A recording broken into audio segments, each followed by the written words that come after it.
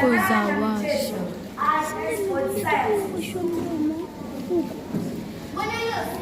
Kuna kitengo kimoja ningependa kuongezea. Kitengo cha biashara na ujasiriamali. Pia kwa kimombo free technical studies. Sasa unaniharibia. Wewe unaniharibia video. Unajua ningependa kupata mkono wa sanaa na michezo ili niweze kukuza talanta yangu. Kulingana na azma yangu ya kuwa daktari, ningependa kufuata mkondo wa STEM ili niweze kuisaidia jamii katika utafiti na kutafuta tiba ya ugonjwa wa saratani. Je, unadhani ni zipi changamoto za mfumo huu wa kuchagua njia za kitaaluma mapema?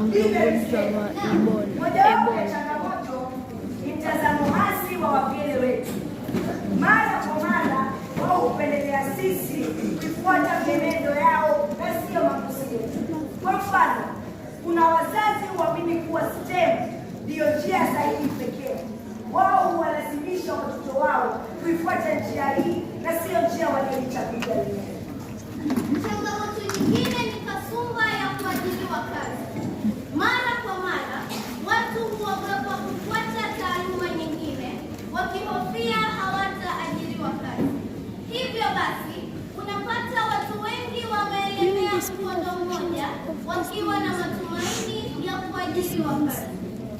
Je, unadhani ni zipi faida za mfumo huu wa kuchagua njia za kitaaluma mapema? Kwanza kabisa, mwanafunzi atamaliza masomo akiwa na msingi wa ujuzi wa njia atakayofuata.